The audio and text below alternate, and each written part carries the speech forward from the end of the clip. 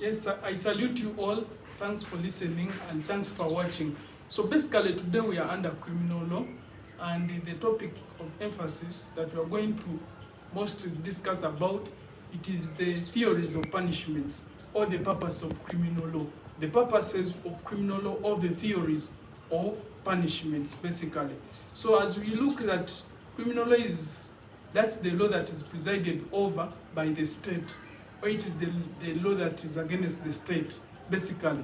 So we are looking at its emphasis, you understand, its purpose, or the theories of punishment. Because the sole purpose of criminal law, it is to punish.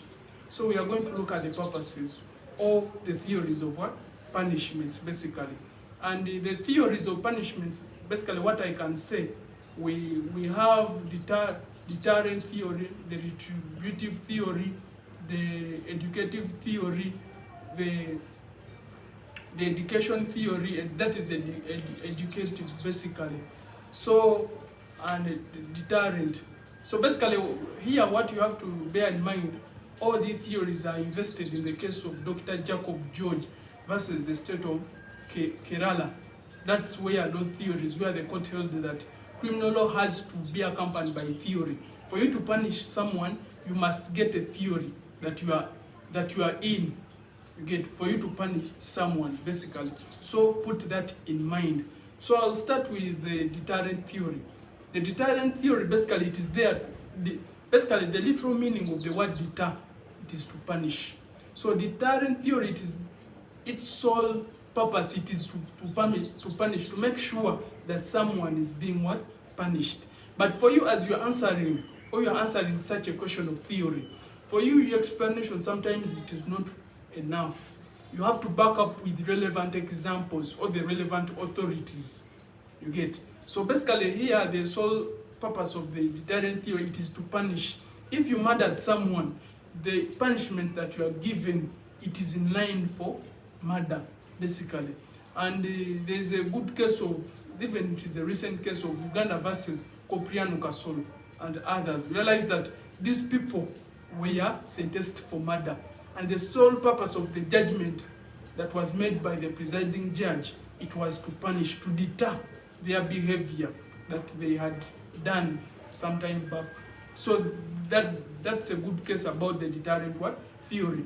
Even the case of Uganda versus Katoka Jury, that is also a good case, you get, whereby the people appealed that the trial judge had acquitted the accused without being addressed on the facts that were in hand. However, the accused was answerable to the offense of what? Of murder. So the appeal was accepted on grounds that the whole emphasis was to deter, to punish the accused person, to make sure that the accused is answerable.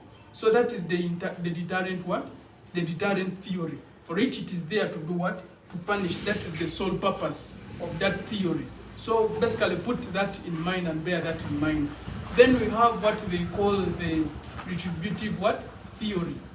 Under the retributive theory, basically here what you have to bear in mind, or what you have to put in mind, is that retributive is like a punishment that is given to the desires of the victims or the aggrieved family or the aggrieved party. You understand? The judge gives the punishment, but to fulfill the desires of the victims or the aggrieved what? Family. You get? There is a good case of Uganda versus Dr. Matthew. Dr. Matthew. Under this case of Uganda versus Dr. Matthew, realize that here this one killed his what? His wife, basically. He killed the wife. So the punishment was for murder, basically. That's murder. Basically, the punishment was to make sure that they satisfy the desires of the aggrieved what? Family. Because basically anyone that does wrong to someone, obviously must be also given something in line of what? His or her wrongs. So that was the good case about the Uganda versus Matthew Chilabo, Dr. Matthew Chilabo, basically. So put that in mind and bear that in what? In mind. Then we have what they call the reformative what? Theory. The reformative theory. To reform, it comes from the word reform. basically here the sole purpose of the punishment is to make you reformed, is to reform you from one side to another. You get, there's a case of Uganda versus Mawa Charles.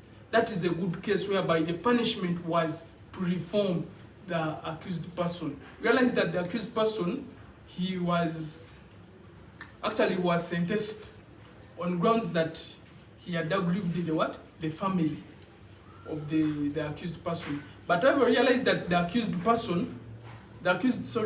victim and the family of the victim forgave the what? The accused. They forgave. When they forgave the accused, the judge held that however much you have forgiven him, he was a young child basically, the punishment of the sentence of 7 years will be reduced. You understand? They reduced it to a sentence of like 4 years and 10 months. You get? So the 4 years and 10 months were to make him reform, to ensure that when he comes back out of prison, he is reformed. You understand? That is the reformative what? Theory, or that's the reformative theory that I can talk about. Then we also have what they call the rehabilitation what? Theory, or the rehabilitative theory. Rehabilitative theory comes from the word rehabilitate or rehabilitation. Realize that there are certain things that people do, or actually the sole purpose of this punishment is to ensure that the accused person gets rehabilitation. Maybe he may not be mentally okay, maybe he may be of unsound mind, maybe he has weakness in the what? In the mind. And the only solution that he or she needs, it is rehabilitation. You get? So basically here the court looks and says that it's no way. Let's give the punishment in form of rehabilitation. You get? There's a case of Uganda versus Ora. That is a good case. It was basically the accused person was accused of murder. But to give an insight, they realized that he had the weakness in the mind. You get? Basically he had mischief responsibility. So in regards, the court changed the offense of murder into manslaughter on grounds that since the mischief responsibility is not it is not a complete offense, a complete defense, basically. So not that in mind. So the only solution, anyone that has a weakness in the mind, the only solution that they give him or her, it is rehabilitation. You get? To rehabilitate him or her, so that after serving the punishment, he comes out when he's what? Is rehabilitated. So that's the theory that I can talk about, the theory of what? Rehabilitative theory. Then we have what they call educative theory. So basically, the educative theory, it comes from the word education.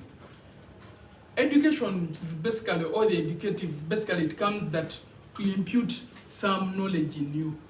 Educative theory basically can mean something like to give you skills, maybe craft work. Realize that most people in prison, they practice craft, they practice tailoring, they do along other skills, you get. So basically the sole purpose of this punishment, it is to educate you.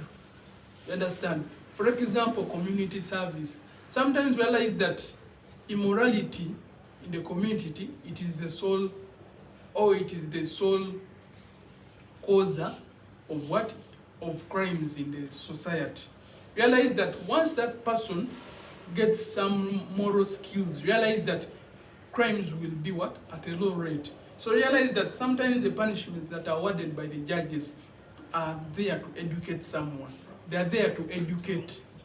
You get? So basically note that in mind. For example, still the case of Uganda versus Mawa. It is Mawa.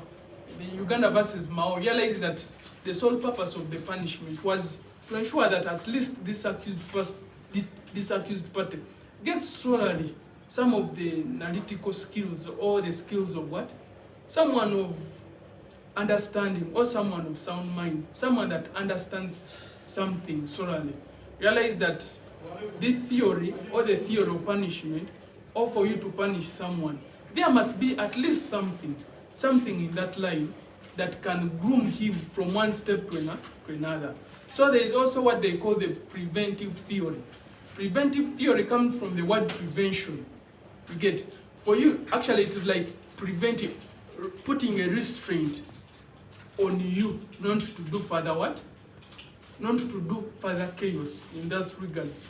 And preventive theory can be in a way that you are arrested for life. They're preventing you. You're a threat to the community, basically. You're a threat to the immorality that is happening outside. So what they have to do is that to sentence you for life. The good case is Uganda versus Kopiano Kasolo and the others. Realize that these people had murdered, where actually the murder was a cold blood. Something of cold blood, murder in cold blood is something that the murder happened, but it was really actually disgusting. Someone dying in cold blood is like they did so many things before even he can do what? He can die. So that case, Kopiano Kasolo and his friends, they were sentenced to life what? Imprisonment. In regards that the judge was saying that get away from the public.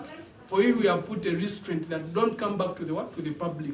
So that is like a preventive theory. They are preventing him from again entertaining his acts in the what? In the community, basically.